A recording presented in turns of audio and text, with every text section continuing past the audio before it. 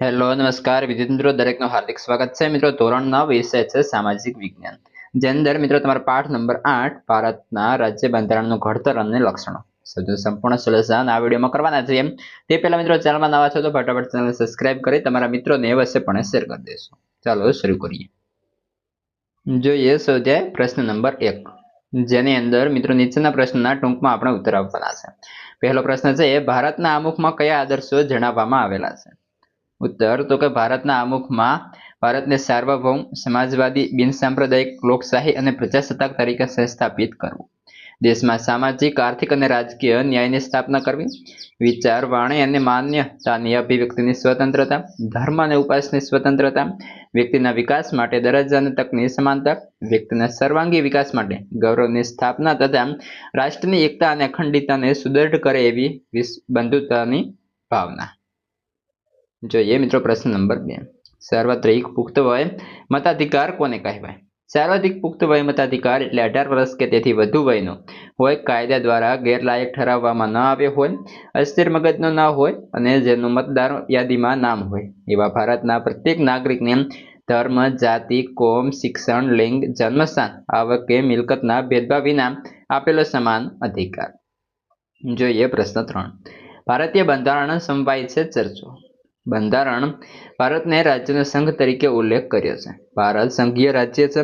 ભારતમાં સંઘ અને રાજ્યો વચ્ચે કાયમી સંબંધોની લેખિત સ્વરૂપમાં સ્પષ્ટતા કરવામાં આવી છે, એટલે કે રાજ્યોને સંઘથી અલગ થવાનો અધિકાર નથી। રાજ્ય સરકારો કરતાં સંઘ સરકારને વિશેષ અને ચડિયાતી સત્તાઓ આપવામાં આવેલી છે। સંઘ સરકાર અને રાજ્ય સરકારો વચ્ચે કાર્યો અને સત્તાઓની સ્પષ્ટ વહેંચણી કરવામાં આવી છે। બંધારણે રાષ્ટ્રીય હિતને સર્વોપરી ગણવામાં આવ્યું છે। દેશમાં સ્વતંત્ર, નિષ્પક્ષ અને તટસ્થ ન્યાયતંત્રની રચના કરવામાં આવી છે। તે બંધારણનું અર્થઘટન કરવાની અંતિમ સત્તા ધરાવે છે। વધીએ આગળ। કાયદા ઘડવા માટેની સંખ્યાદીમાં સૌથી વધારે વિષયોના અને રાષ્ટ્રીય કક્ષાના મહત્વના વિષયોનો સમાવેશ કરવામાં આવ્યો છે। રાજ્ય સરકારોની સરખામણીમાં સંઘ સરકારને શક્તિશાળી બનાવવા માટે બંધારણે સંયુક્ત યાદીમાં સંઘ સરકારને વિશેષ અને ચડિયાતી સત્તાઓ આપી છે। કાયદા ઘડવાના વિષયો 3 યાદીઓમાંથી કોઈ પણ યાદીમાં ન આવતા હોય તે અંગેના કાયદા ઘડવાની વિશેષ સત્તા માત્ર સંઘ સરકારને જ આપવામાં આવેલી છે। કેન્દ્ર અને રાજ્ય વચ્ચે નાણાકીય સાધનો પણ વહેંચવામાં આવેલા છે। સંઘ સરકાર રાજ્ય સરકારનો ગ્રાન્ટ સ્વરૂપે આર્થિક સહાય આપે છે। ભારતના નાગરિકો એમ રાજ્યોને નહીં પણ સંઘની જ નાગરિકતા ધરાવે છે। જમ્મુ કાશ્મીર રાજ્ય સિવાય ભારતના નાગરિકોને માત્ર એક જ નાગરિકત્વ આપવામાં આવ્યું છે। કટોકટી સમયે દેશનું બંધારણ સમવાય તંત્રી માટે એક તંત્રી બનાવી શકાય એવી જોગવાઈ કરવામાં આવેલી છે। મિત્રો જો વિડીયો સારા લાગે છે તો લાઈક, કોમેન્ટ, શેર કરી અને ચેનલને ખાસ સબસ્ક્રાઇબ કરી તમારા મિત્રોને પણ વિડીયો પહોંચાડી દેશો। પ્રશ્ન 4 સંસદીય પદ્ધતિની સરકારના લક્ષણો જણાવો।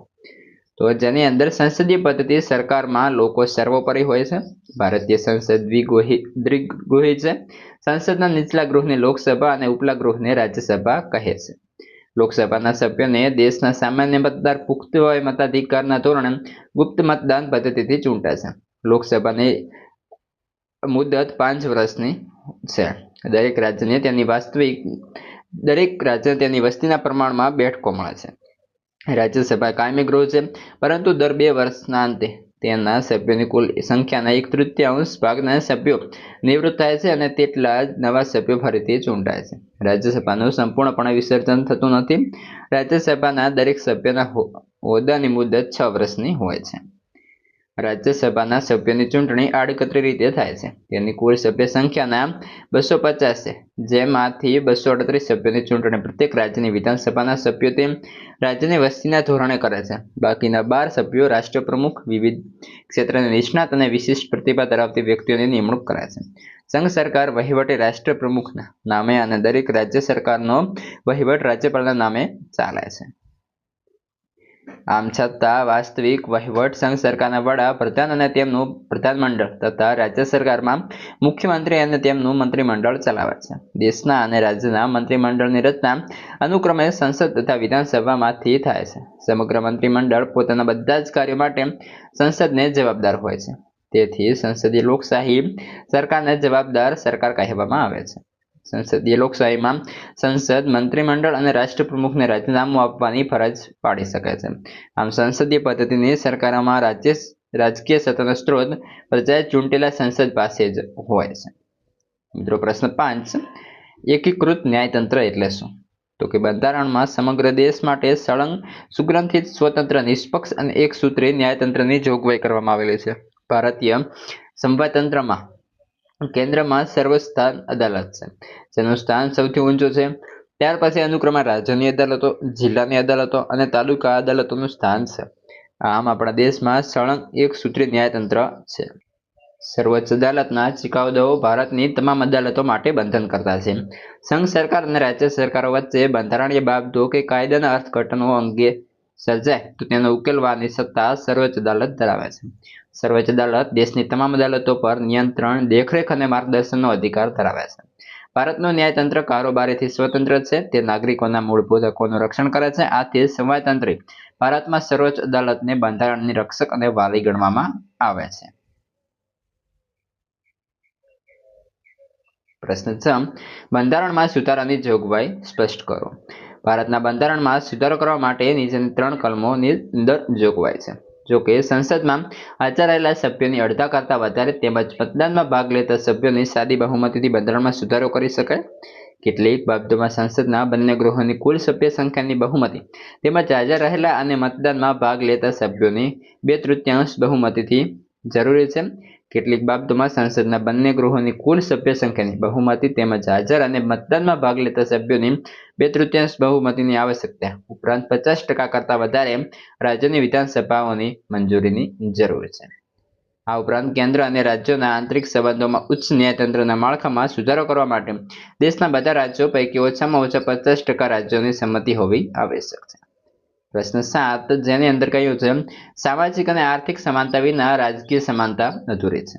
ઉત્તર, તો કે બંધારણના 42માં સુધારામાં આમુખમાં સમાજવાદ, અહીં મિત્રો સમાજવાદ લખેલ છે, સમાજવાદ શબ્દ ઉમેરવામાં આવેલો છે અને સામાજિક અને આર્થિક સમાનતા પૂરી પાડેલી છે. તમે અહીં જે છે લખી લેશો, સામાજિક અને આર્થિક સમાનતા પૂરી પાડેલી છે. તે ઉપરાંત તેની અંદર રાજ્યને કલ્યાણકારી રાજ્ય સ્થાપવાનો ઉદ્દેશ છે, પરંતુ દેશના રાષ્ટ્રીય સંસાધનોની ન્યાયયુક્ત વહેંચણી, ઉત્પાદન અને વિતરણની વ્યવસ્થા સુદૃઢ બનાવવી પડશે. વિવિધ વિસ્તારો અને વ્યવસાયોમાં કામ કરતા લોકો વચ્ચે આવકની અસમાનતા ઓછી કરવામાં આવે. સૌને સ્વસ્થ અને ગૌરવપૂર્ણ વિકાસની તકો અને સગવડો પ્રાપ્ત થાય, જેથી સામાજિક કલ્યાણ થાય અને ગરીબ તવંગર જે છે એની અંદર ઘટાડો થાય. તે ઉપરાંત તેની અંદર તફાવત જે છે અને તે દૂર કરવામાં આવે અને લોકોનું જીવન ધોરણ ઊંચું લાવવામાં આવે. તે ઉપરાંત બીજી તરફ ધારાગૃહો, સંસદ કે સ્થાનિક સ્વરાજ્યની ચૂંટણીઓમાં તેમની રાજકીય પ્રતિનિધિત્વ માટે રાજકીય અનામત બેઠકો ફાળવવામાં આવે અને જેની અંદર સામાજિક અને આર્થિક સમાનતા સ્થપાતા રાજકીય સમાનતા આપોઆપ સ્થપાશે. પ્રશ્ન 2 છે નીચેના વિધાનો સમજાવો. જે અંદર પહેલું છે આમુખ ભારતીય બંધારણનો અર્ક છે. તો જોઈએ, કોઈ પણ કાયદાના ઘડતરમાં કાયદાને સંપૂર્ણપણે સમજવામાં કે તેનો અર્થઘટન કરવામાં આમુખ માર્ગદર્શન બને છે. કાયદો ઘડવા પાછળ સંસદ કે ધારાસભાનો હેતુ શું છે, તેનો આદર્શ કે નીતિ શું છે તે જાણવામાં આમુખ ઉપયોગી બને છે. કયા પ્રકારની મુશ્કેલીઓ નિવારવા માટે કાયદો ઘડવામાં આવી રહ્યો છે તેનો નિર્દેશ આપણને આમુખમાંથી જાણવા મળે છે. આ આમુખ સમગ્ર બંધારણનો હાર્દ રજૂ કરતો હોવાથી તે ભારતીય બંધારણનો અર્ક માનવામાં આવે છે. જોઈએ પ્રશ્ન 2, આમુખી બંધારણના ઘડવૈયાઓના માનસને સમજવાની ચાવી છે.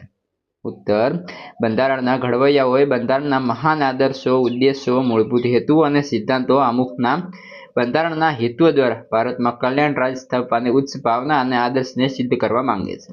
આમ આમુખે બંધારણના ઘડવૈયાઓના માનસને સમજવાની ગુરુ ચાવી છે. પ્રશ્ન 3, આમુખે હોકાયંત્રની ગરજ સારે છે. ઉત્તર, કાયદાની કોઈ કલમ કે વિગતમાં અસ્પષ્ટતા કે વિસંગતતા હોય ત્યારે અથવા કાયદાનો હેતુ સ્પષ્ટ ન થતો હોય ત્યારે અથવા કાયદાનો હેતુ સ્પષ્ટ ન થાય ત્યારે આમુખ કાયદાની કલમ, મુદ્દા કે શબ્દને યથાર્થ અર્થઘટન કરવામાં માર્ગદર્શક બને છે. તે કાયદાને સમજવાની ગુરુ ચાવી છે. આમુખ બંધારણની જોગવાઈઓને સમજવામાં હોકાયંત્રની ગરજ સારા છે. પ્રશ્ન 4, ભારતના બંધારણમાં સમવાય અને એકતંત્રી બંનેનો સમન્વય છે. ઉત્તર, સમવાયતંત્રી ભારતના સંઘ સરકાર અને રાજ્ય સરકારોની એમ 2 પ્રકારની સરકારો છે. બંને સરકારો વચ્ચે કાર્યો અને સત્તાઓની સ્પષ્ટ વહેંચણી કરવામાં આવેલી છે. રાજ્ય સરકારો કરતા સંઘ સરકારને વિશેષ અને ચડિયાતી સત્તાઓ સોંપવામાં આવેલી છે. દેશના નાગરિકોને માત્ર સંઘનું જ નાગરિકત્વ આપવામાં આવ્યો છે. બંધારણમાં સમગ્ર દેશ માટે એક સૂત્રીય ન્યાયતંત્રની જોગવાઈ કરવામાં આવેલી છે. આ બધી બાબતો ભારતનું બંધારણ સમવાય છે એ સ્પષ્ટ કરે છે. આમ છતાં કોઈ રાજ્યમાં કે સમગ્ર દેશમાં બંધારણીય કટોકટી પરિસ્થિતિ સર્જાય ત્યારે બધી સત્તાઓ સંઘ સરકાર અને રાષ્ટ્રપ્રમુખને સોંપવામાં આવે છે. આ સમયે ભારતનું બંધારણ સમવાય તંત્રી માટે એકતંત્રી બને છે. આમ ભારતના બંધારણમાં સમવાય અને એકતંત્રી સરકાર એ બંનેનો સમન્વય છે. પ્રશ્ન 5. ભારત એ બિનસાંપ્રદાયિક રાજ્ય છે. ઉત્તર. ભારતમાં ધર્મ, જાતિ કે પંથના ભેદભાવ વિના બધા નાગરિકોને સમાન અધિકારો આપવામાં આવેલા છે. ભારતના બધા નાગરિકોને ધાર્મિક સ્વાતંત્ર્યને મૂળભૂત હક આપવામાં આવેલો છે. ભારત સરકાર કોઈ પંથ કે ધર્મને વરેલી નથી. રાજ્યની નજરમાં ધર્મને કારણે કોઈ ઊંચ નીચનો ભેદભાવ નથી. દરેકને પોતપોતાની પસંદગીનો ધર્મ પાળવાની છૂટ છે. ભારત સરકાર ધાર્મિક બાબતોમાં નિષ્પક્ષ અને તટસ્થ છે. ભારતના બંધારણમાં સર્વધર્મ સમભાવનો સિદ્ધાંત સ્વીકારવામાં આવેલો છે. આથી કહી શકાય કે ભારત એક બિનસાંપ્રદાયિક રાજ્ય છે. ભારત એ લોકશાહી પ્રજાસત્તાક રાજ્ય છે. તો ભારતમાં લોકોએ ચૂંટેલા પ્રતિનિધિઓ લોકોને જવાબદાર રહીને રાજ્યતંત્ર ચલાવે છે. ભારતની સરકારે લોકશાહીના પાયાના સિદ્ધાંતો સ્વતંત્ર, સમાનતા અને બંધુત્વ સ્વીકાર્યા છે અને તેને અમલમાં મૂક્યા છે. આ ઉપરાંત સાર્વત્રિક પુખ્ત વય મતાધિકાર, મૂળભૂત હકોની જાહેરાત, રાજનીતિના માર્ગદર્શક સિદ્ધાંતોનો ઉલ્લેખ, સંસદ અને ધારાસભ્યોના વિશિષ્ટ સત્તાઓ, સ્વતંત્ર ન્યાયતંત્રની વ્યવસ્થા, સ્વાયત્ત ચૂંટણી પંચ વગેરે જોગવાઈઓ ભારતને લોકશાહી રાજ્ય જાહેર કરે છે. બંધારણમાં નક્કી કરેલી લાયકાતો ધરાવનાર ભારતનો કોઈ પણ નાગરિક સાર્વત્રિક પુખ્ત વય મતાધિકાર દ્વારા ચૂંટાઈ શકે છે. ભારતમાં કોઈ વ્યક્તિ કે કુટુંબનું વંશ પરંપરાગત શાસન નથી, પણ પ્રજાનું શાસન છે. ભારતમાં પ્રજા દ્વારા ચૂંટાયેલા પ્રતિનિધિઓ જ સરકાર ચલાવે છે, તેમજ રાજ્યના વડાઓના હોદ્દાઓ ભોગવે છે. ભારતમાં રાષ્ટ્રપ્રમુખનો હોદ્દો વંશ પરંપરાગત નથી. ભારતની પ્રજા ચૂંટણી દ્વારા કોઈ પણ સરકારને પદભ્રષ્ટ કરી નવી સરકાર રચવાની સાર્વભૌમ સત્તા ધરાવે છે. તેથી ભારત એ લોકશાહી રાજ્ય છે. પ્રશ્ન 7. ભારત એક અખંડ અને અવિભાજ્ય સંઘ રાજ્ય છે. ઉત્તર. ભારતના બંધારણે ભારતને રાજ્યોના સંઘ તરીકે દર્શાવ્યો છે. ભારતમાં હાલમાં કુલ 29 રાજ્યો અને રાષ્ટ્રીય રાજધાનીના પ્રદેશ દિલ્હી સહિત કુલ 7 કેન્દ્ર શાસિત પ્રદેશો છે. સંઘ શબ્દ દ્વારા ભારતના સંઘ અને એકમ રાજ્યો વચ્ચે ક્યારે પણ બદલી ન શકાય એવા કાયમી સંબંધોની લેખિત સ્વરૂપે બંધારણમાં સ્પષ્ટતા કરવામાં આવેલી છે. સંઘના એકમ રાજ્યો સંઘમાંથી સ્વતંત્ર થવાનો અધિકાર ધરાવતા નથી. આથી કહી શકાય કે ભારત એક અખંડ અને અવિભાજ્ય સંઘ રાજ્ય છે. પ્રશ્ન 8. ભારતનું બંધારણ વિશ્વનું સૌથી વધુ વિગતવાર અને વિસ્તૃત લિખિત દસ્તાવેજ છે. તો કે ભારતનું બંધારણ કુલ 22 ભાગ છે, જેમાં 461 અનુચ્છેદ અને 12 પરિશિષ્ટો છે. બંધારણમાં સંઘ અને રાજ્યોની શાસન વ્યવસ્થા અને તેમના આંતરસંબંધો, નાગરિકના મૂળભૂત હકો અને ફરજો, રાજનીતિના માર્ગદર્શક સિદ્ધાંતો, ન્યાયતંત્રનું સ્વતંત્ર માળખું, ચૂંટણીઓ, લઘુમતીઓ, પછાત વર્ગો અને જાતિઓ તેમજ વંચિત સમૂહોના ઉત્કર્ષ માટેની જોગવાઈઓ અને કટોકટીની પરિસ્થિતિ માટેની જોગવાઈ વગેરે બાબતો સમાવેશ કરવામાં આવેલો છે. આથી કહી શકાય કે ભારતનું બંધારણ વિશ્વનું સૌથી વધુ વિગતવાર અને વિસ્તૃત લેખિત દસ્તાવેજ છે. પ્રશ્ન 3. નીચેના પારિભાષિક શબ્દો સમજાવો. પહેલું છે બેવડું નાગરિકત્વ. તો બેવડું નાગરિકત્વ એટલે કે બે પ્રકારનું નાગરિકત્વ. સમવાયતંત્રી શાસન વ્યવસ્થામાં નાગરિકો બેવડું નાગરિકત્વ ધરાવે છે. યુએસએમાં સમવાયતંત્રી શાસન વ્યવસ્થા છે, તેથી ત્યાં દરેક નાગરિક બેવડું નાગરિકત્વ ધરાવે છે. એક યુએસએનું અને બીજું પોતે પોતાના રાજ્યનો વસવાટ કરતો હોય તે રાજ્યનો. બીજું છે સંસદીય પદ્ધતિ. જે શાસન વ્યવસ્થામાં સંસદ લોકો દ્વારા ચૂંટાયેલા પ્રતિનિધિઓની બનેલી હોય તેને સંસદીય પદ્ધતિ લોકશાહી કહેવામાં આવે છે. સંસદીય પદ્ધતિ લોકશાહી શાસન પદ્ધતિનો એક પ્રકાર છે. ભારતમાં સંસદીય પદ્ધતિની લોકશાહી છે. પ્રશ્ન 3. જવાબદાર સરકાર. ઉત્તર. આપણા બંધારણની જોગવાઈ અનુસાર મંત્રીમંડળના બધા નીતિ વિષયક નિર્ણયોની જવાબદારી સમગ્ર મંત્રીમંડળની સંયુક્ત ગણાય છે. જ્યારે લોકસભા બહુમતીથી કોઈ પણ એક મંત્રી સામે નીતિ વિષયક મુદ્દા અંગે અવિશ્વાસનો ઠરાવ પસાર કરે તો એ અવિશ્વાસનો ઠરાવ સમગ્ર મંત્રીમંડળ સામેનો ગણાય છે. આવું બને ત્યારે સમગ્ર મંત્રીમંડળે રાજીનામું આપવું પડે છે. આમ સમગ્ર મંત્રીમંડળ તેના કાર્યો માટે લોકસભાને સંયુક્ત રીતે જવાબદાર ગણાય છે. તેથી સંસદીય સરકાર જવાબદાર સરકાર કહેવાય છે. Point number 4. કેન્દ્રીય યાદી. કેન્દ્રીય યાદીમાં સૂચવેલા વિષયો પર કેન્દ્ર સરકાર કાયદા ઘડી શકે છે તેમજ તેમાં ફેરફાર કરી શકે છે. આ યાદીમાં મુખ્યત્વે સંરક્ષણ, વિદેશી બાબતો, અણુશક્તિ, નાણું અને બેન્કિંગ, રેલવે, તાર અને ટપાલ, વીમા જેવા 97 વિષયોનો સમાવેશ થાય છે. રાજ્ય યાદી. રાજ્ય યાદીમાં સૂચવેલા વિષયો પર રાજ્ય સરકારો કાયદા ઘડી શકે છે તેમજ તેમાં ફેરફાર કરી શકે છે. આ યાદીમાં મુખ્યત્વે કાયદો અને વ્યવસ્થા, શિક્ષણ, સ્થાનિક સ્વરાજ્યની સંસ્થાઓ, કૃષિ, સિંચાઈ, આરોગ્ય, રાજ્ય બંનેની સરકારો કાયદો ઘડે તો માત્ર કેન્દ્ર સરકારે ઘડેલો કાયદો અમલમાં રહે છે. ઉપરાંત સંયુક્ત યાદી. આ યાદીમાં સૂચવેલા વિષયો પર કેન્દ્ર સરકાર અને રાજ્ય સરકારો બંને કાયદા ઘડી શકે છે. આમ છતાં કોઈ વિષય પર કેન્દ્ર અને રાજ્યો બંને સરકારો કાયદો ઘડે તો માત્ર કેન્દ્ર સરકારે ઘડેલો કાયદો અમલમાં રહેશે. પોઈન્ટ 7 શેષ સત્તા. જે વિષય પર અહીં લખેલ છે મિત્રો એની જગ્યાએ છે. જે વિષયો પર કાયદા ઘડવાની સત્તા વહેંચણી કરવામાં આવેલી ન હોય તેમનો સમાવેશ શેષ સત્તામાં કરવામાં આવેલો છે. એ વિષયો પર કાયદા ઘડવાની અને તેમાં ફેરફાર કરવાની સત્તા માત્ર કેન્દ્ર સરકારને આપવામાં આવી છે. પોઈન્ટ 8 સમાજવાદ. સમાજવાદ શાસન પદ્ધતિનો એક પ્રકાર છે. તેમાં ઉત્પાદનના તમામ સાધનોને રાજ્યની માલિકીના હોય છે. તેમાં ઉત્પાદનોની વહેંચણી કરવાની જવાબદારી રાજ્ય સંચાલિત દુકાનો સંભાળે છે. સમાજવાદી પદ્ધતિમાં રાજ્યમાં પ્રવર્તતી ગરીબી, બેકારી, ભાવ વધારો, નિરક્ષરતા જેવા પરિબળોને અંકુશમાં રાખી દેશમાંથી ગરીબો અને શ્રીમંતો વચ્ચેનો તફાવતો નાબૂદ કરવાના પ્રયત્નો કરવામાં આવ્યા છે. પોઈન્ટ 9 લોકશાહી. લોકશાહી શબ્દ મૂળ ગ્રીક લોકો અને સત્તા પરથી બન્યો છે. યુએસના પૂર્વ રાષ્ટ્રપ્રમુખ અબ્રાહમ લિંકને લોકશાહીની વ્યાખ્યા આ પ્રમાણે આપી છે. Democracy is of the people, for the people and by the people. એટલે કે લોકશાહી એટલે લોકોનું લોકો અને લોકો વડે ચાલતું રાજ્ય. લોકશાહીમાં લોકોએ ચૂંટેલા પ્રતિનિધિઓની બનેલી સરકાર લોકમતના આધારે અને લોકહિતની દ્રષ્ટિએ રાજ્ય વહીવટ ચલાવે છે. ચૂંટાયેલા પ્રતિનિધિઓ લોકોને જવાબદાર હોવાથી લોકશાહી જવાબદાર રાજ્યતંત્ર કહેવાય છે. પોઈન્ટ 10 અદાલતી સમીક્ષા. અદાલતી સમીક્ષા એ બંધારણનું વિશિષ્ટ લક્ષણ છે. સંસદની સર્વોપરિતાને અવગણ્યા વગર રાજ્ય વહીવટ અંગેની કોઈ પણ અદાલતની સમીક્ષા કરવાના સિદ્ધાંતનો બંધારણે સ્વીકાર કર્યો છે. ભારતની સંસદ કે રાજ્યોની વિધાનસભાઓએ ઘડેલા કાયદાઓ, બહાર પાડેલા આદેશો, વટહુકમો, અદાલતની ચુકાદાઓ કે બંધારણની સુધારાઓની અદાલતી સમીક્ષા કરવાની સત્તા સર્વોચ્ચ અદાલતને સોંપવામાં આવેલી છે. બંધારણ સાથે સુસંગત ન હોય એવા કોઈ પણ કાયદાને, સુધારાને કે હુકમને સર્વોચ્ચ અદાલત ગેરબંધારણ જાહેર કરી રદબાતલ કરી શકે છે.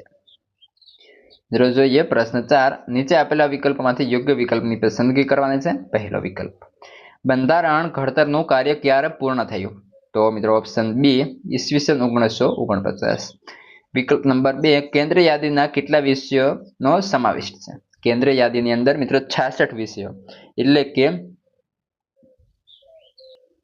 અહીં મિત્રો આપણો ઓપ્શન સાચો બનશે સી, એટલે કે 97 આવશે, 66 નહીં આવે. અહીં 97 આપણો સાચો ઓપ્શન બનશે કેન્દ્ર યાદીના વિષયોની અંદર. ત્યારબાદ આગળ છે 3. ભારતના બંધારણમાં કુલ કેટલા અનુચ્છેદો અને પરિશિષ્ટો છે? તો 461 થી 12. ભારતીય બંધારણના અધ્યક્ષનું નામ જણાવો. તો ઓપ્શન બી રાજેન્દ્ર પ્રસાદ. 5. ભારતનું બંધારણ ક્યારે અમલમાં આવ્યું? તો 26મી જાન્યુઆરી 1950. Option B. વિકલ્પ નંબર 6. બંધારણ સભામાં કુલ કેટલા સભ્યો હતા? તો ઓપ્શન એ 385. ત્યારબાદ વિકલ્પ નંબર 7. ભારત પ્રજાસત્તાક રાજ્ય છે કારણ કે? તો ઓપ્શન બી તે લોકશાહી રાજ્ય છે.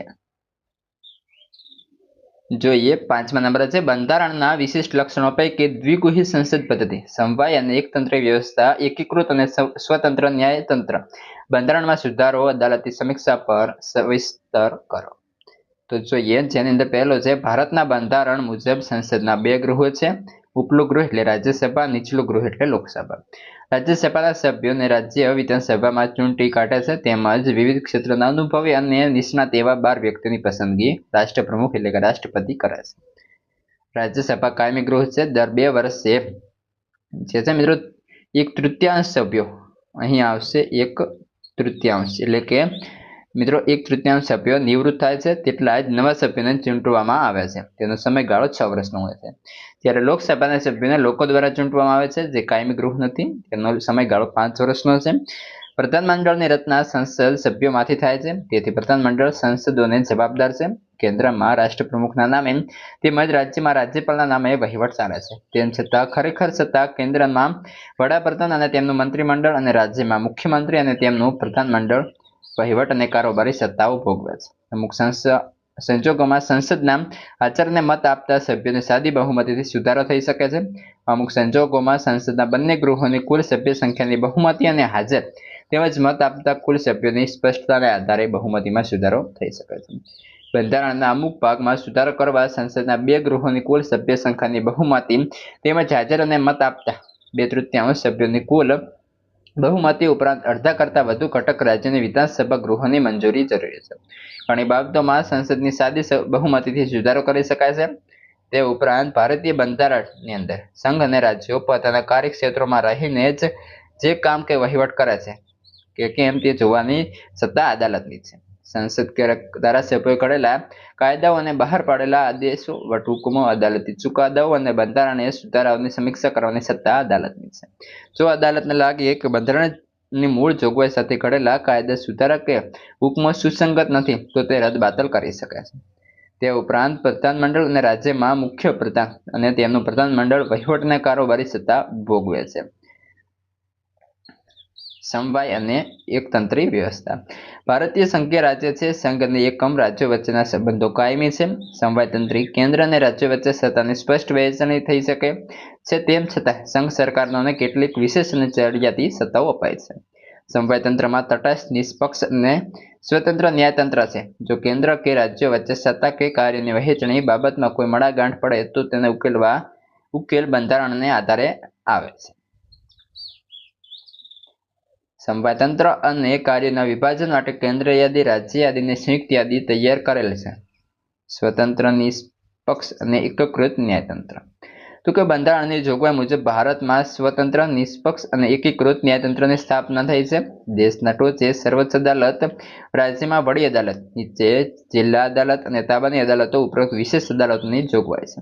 સર્વોચ્ચ અદાલતના ચુકાદા ભારતની અદાલતોને બંધનકર્તા છે. ન્યાયતંત્ર કારોબારથી સ્વતંત્ર છે, જે બંધારણના રક્ષક અને વાલી તરીકે નાગરિકોના બંધારણનું રક્ષણ કરે છે. બંધારણીય સુધારા, જેની અંદર ભારતીય બંધારણ અન્ય દેશોના બંધારણ કરતાં પરિવર્તનશીલ હોવાથી સમય અને સંજોગોને આધીન તેમાં ફેરફાર કરવા પડે છે. જે નીચે મુજબ કલમો છે, જેની અંદર અમુક સંજોગોમાં સંસદ હાજર અને મત આપતા 2/3 સભ્યોની સાદી બહુમતીથી સુધારો થઈ શકે છે. અમુક સંજોગોમાં સંસદના બંને ગૃહોની કુલ સભ્ય સંખ્યાની બહુમતી અને હાજર તેમજ મત આપતા સભ્યોની સ્પષ્ટ બહુમતીથી સુધારો થઈ શકે છે.